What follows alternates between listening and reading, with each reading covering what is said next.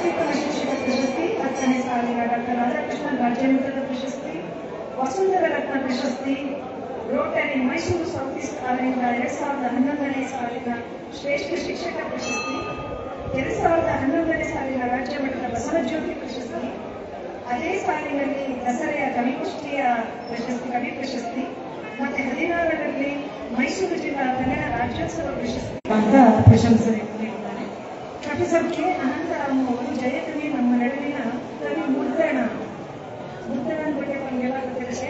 ಆ ರೀತಿ ಅವರು ಹೊಗಳಿದ್ರೆ, ಪ್ರೊಫೆಸರ್ ಕೆ ಭೈರವಿಯ ಪ್ರೀತಿ, ಕಾವ್ಯ ಪ್ರೀತಿ, ಸಾಮಾಜಿಕ ಕಳಕಳಿ ಹಾಗೂ ಜೀವನ ಪ್ರೀತಿಯುಗಳ ಸಹಜಗಳು ಕನ್ನಡ ಭಾವಗೀತ ಲೋಕದ ನಮ್ಮ ಮುಂದಿನ ವಾರಸುದಾರ ಅಂತ ಎಚ್.ಎಸ್. ವೆಂಕಟೇಶ್ ಮೂರ್ತಿ ಅವರು ಹೊಗಳಿದ್ದಾರೆ.